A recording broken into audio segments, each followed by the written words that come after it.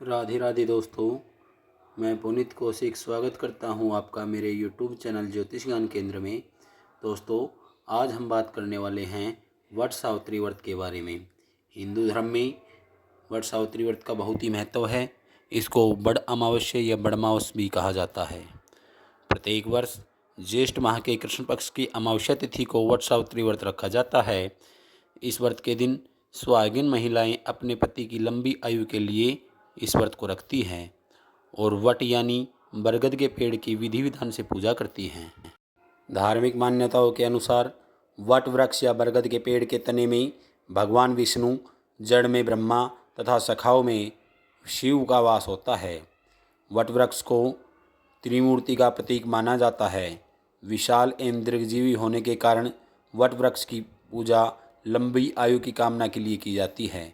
ऐसा माना जाता है कि वट वृक्ष की पूजा करने से सुख समृद्धि, लंबी आयु और अखंड सौभाग्य का फल प्राप्त होता है। पौराणिक मान्यताओं के अनुसार वट वृक्ष के नीचे ही ज्येष्ठ माह के कृष्ण पक्ष की अमावस्या को सावित्री अपने मृत पति सत्यवान के प्राण यमराज से वापस लेकर आई थी। इसी वजह से इस व्रत को वट सावित्री के नाम से भी जाना जाता है। तभी से महिलाएं इस दिन पति की लंबी उम्र के लिए व्रत रखती हैं।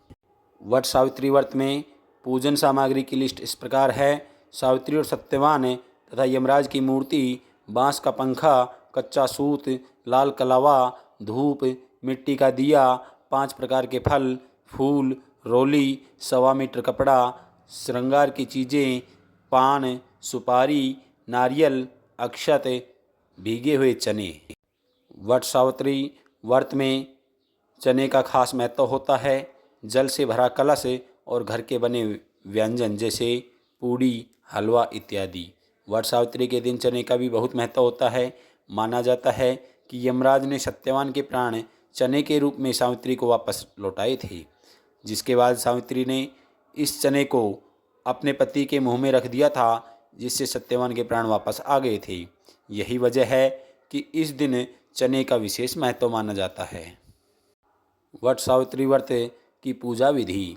इस दिन सुबह जल्दी उठकर स्नान कर लें। इसके बाद साफ कपड़े पहनकर पूरा श्रृंगार करें। पूजा की पूरी सामग्री लेकर वट वृक्ष के नीचे जाएं। आप चाहें तो घर में छोटा सा वट वृक्ष लगाकर भी पूजा कर सकती हैं। पूजा करने से पहले उस जगह की अच्छी से सफाई कर लें और सारी सामग्री रख लें। वृक्ष के नीचे लाल कपड़ा बिछाएं और उस पर सावित्री, सत्यवान और यमराज की फ़ोटो स्थापित करें। दीप और धूप प्रज्वलित करें। फल फूल, रोली मोली, सिंदूर, चना आदि चीज़ें अर्पित करें। भगवान की पूजा करने के बाद बांस के पंखे से उनकी हवा करें। इसके बाद बरगद के पेड़ पर लाल कलावा बांधते हुए 5, 7 या 11 तथा 21 परिक्रमा करें। परिक्रमा लगाने के बाद कथा पढ़ें और वृक्ष की जड़ पर जल अर्पित करें। इसके बाद बांस के पंखे से पति को हवा करें। फिर पति के हाथ से पानी पीकर व्रत खोलें। पूजा के बचे चने प्रसाद के तौर पर सभी को बांटें और सास ससुर का आशीर्वाद प्राप्त करें। वट सावित्री व्रत की कथा इस प्रकार है। स्कंद पुराण में देवी सावित्री के पति सत्यवान की मृत्यु हो गई तो सावित्री द्वारा पति के प्राण वापस लाने की कथा का जिक्र वट सावित्री व्रत कथा में किया गया है। इस कथा के विषय में कहा गया है कि यह कथा सौभाग्य प्रदान करने वाली है, इसलिए वट सावित्री व्रत के दिन वट वृक्ष के नीचे इस कथा का विस्तार पूर्वक पाठ करना चाहिए और सुहागन महिलाओं को इस कथा को सुनना चाहिए। अब कथा इस प्रकार है कि राजर्षि अश्वपति की एकमात्र संतान थी सावित्री, जिसका नाम था। विवाह योग्य होने पर सावित्री ने बनवासी राजा धूमसेन के पुत्र सत्यवान को पति के रूप में चुना, लेकिन नारद जी ने उन्हें बताया कि सत्यवान अल्पायु हैं और ठीक 1 वर्ष बाद उनकी मृत्यु निश्चित है। तो सावित्री भी अपने निर्णय से नहीं डिगी। वह समस्त राजवैभव त्याग कर सत्यवान के साथ उनके परिवार की सेवा करते हुए वन में रहने लगी। जिस दिन सत्यवान के महाप्रयाण का दिन था, उस दिन वह लकड़ियाँ काटने जंगल गए। सावित्री भी उनके साथ चली गई। लकड़ी काटते काटते अचानक से सत्यवान के सिर में दर्द होने लगा। सावित्री ने कहा कि आप कुछ देर मेरी गोद में सिर रखकर सो जाइए, फिर हम आश्रम की ओर चलेंगे।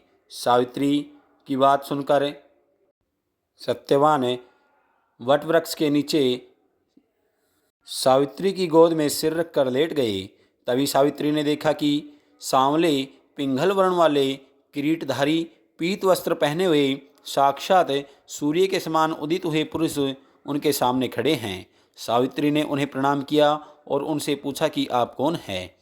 इन पर यमराज ने कहा कि मैं सब प्राणियों के लिए भयंकर और कर्म अनुसार उनका उचित दंड देने वाला यम हूँ।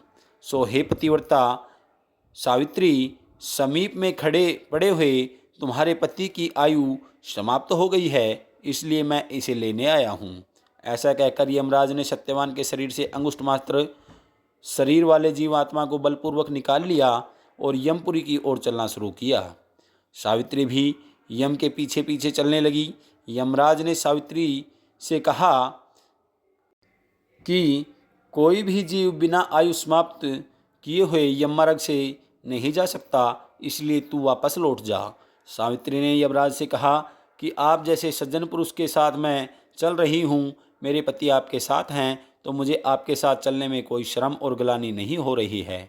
दूसरी बात, स्त्रियों के लिए इस पृथ्वीलोक में पति को छोड़कर कोई अन्य स्थान नहीं है, इसलिए मैं आपका अनुगमन कर रही हूँ। सावित्री की मधुर बातें सुनकर यम ने कहा कि मैं तुम्हारी बातों से प्रसन्न हूँ, इसलिए तुम्हें 3 वरदान देता हूँ। तुम्हारी जो इच्छा है सो वर मांग लो। सावित्री ने तब यमराज से अपना खोया हुआ राज्य, सास ससुर की आंखों की रोशनी और सत्यवान से अपने 100 पुत्र होने का वरदान मांग लिया। तत्काल ही यमराज ने तथास्तु कह दिया। अब यमराज को लगा कि यह वापस चली जाएगी और सत्यवान को यमराज लेकर फिर चल दिए, लेकिन सावित्री फिर पीछे पीछे चलने लगी। तब यमराज ने कहा कि अब तुम्हें क्या चाहिए। तब सावित्री ने कहा कि प्रभु, मैं एक पतिव्रता पत्नी हूँ और आपने मुझे पुत्रवती होने का आशीर्वाद दिया है। यह सुनकर यमराज ने सोचा कि अब सत्यवान को यमलोक ले जा पाना संभव नहीं है और सत्यवान के प्राण यमराज को छोड़ने पड़े। यमराज अंतर्ध्यान हो गई और सावित्री उसी वटवृक्ष के पास आ गई जहाँ उनके पति का मृत शरीर पड़ा था। सत्यवान जीवंत हो गई और दोनों खुशी खुशी अपने राज्य की ओर चल पड़े। माता पिता को दिव्य ज्योति प्राप्त हो गई। इस प्रकार सावित्री और सत्यवान चिरकाल तक राज्य का सुख भोगते रहे। इस साल वट सावित्री व्रत 6 जून 2024 गुरुवार के दिन रखा जाएगा। दोस्तों, आपको हमारी जानकारी कैसी लगी? अगर आपको हमारी जानकारी अच्छी लगी हो तो हमारे चैनल को सब्सक्राइब करना ना भूलें और दबाएं बेल आइकन का बटन, ताकि हमारी अगली वीडियो भी आप तक आसानी से पहुंच सके।